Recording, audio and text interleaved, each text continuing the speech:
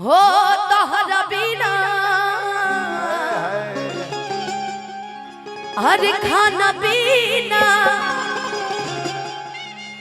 लगे ये गुड़ की बेकार एगो हमर दिल हमर जान तीनों तोहार एगो हमर दिल एगो हमर दिल हमर जान तीनों तोहार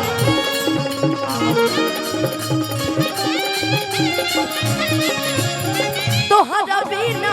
खाना पीना तोहरा बिना खाना पीना लगे ये गोरी की बेकार एगो हमर दिल हमर जान तीनों तोहार एगो हमर दिल हमर जान तीनों तोहार एगो हमर दिल हमर जान तीनों तोहार रहते हो दिल की धड़कन में रहते हो बाहों में आ जाओ सपनों में हो बाहों में आ जाओ सपनों में हो दिल की धड़कन में रहते हो दिल की धड़कन में रहते हो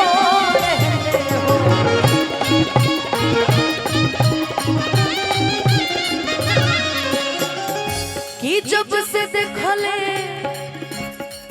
बानी गिरानी आज तोहरो चढ़ली जवानी हो ठीक से ना हम खाना खाली ना पीले पानी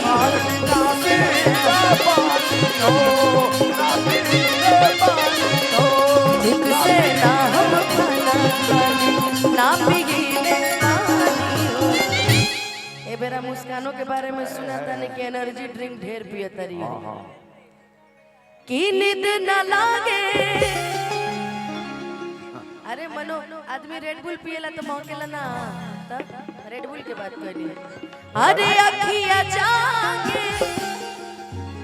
तोहरे बस इंतजार देखो आदमी थक जाता है थोड़ा सा जरूरी भी है क्या रस भरी बुझाता के पैंसठ ना है बेटा कि नींद न लागे अरे अखियां जागे तोहरे बस इंतजार एगो हमर दिल बाकी जान तीनों तोहार एगो हमर दिल जान तीनों तोहार एगो हमर दिल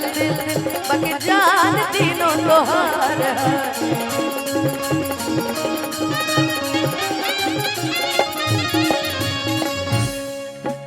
जिस दिन तुमको देखेगी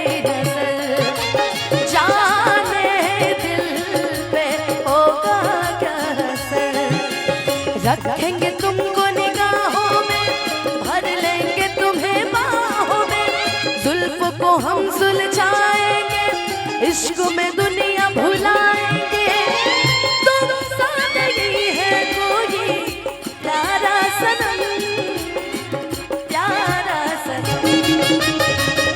सोचेंगे तुम्हें प्यार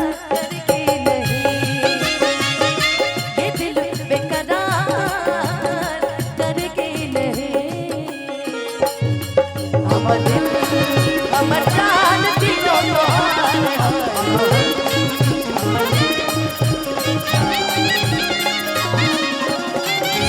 कि देख के गइलू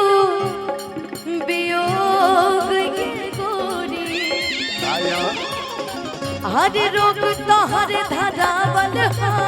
रोग तोहर धरावल हो रोग तोहर धरावल हो पहिले रही दीवाना हम पागल तोहरे बनावल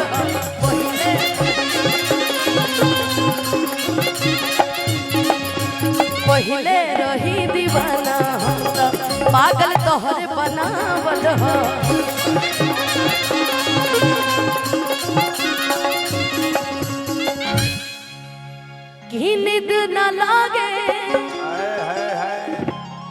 अरे अखिया जागे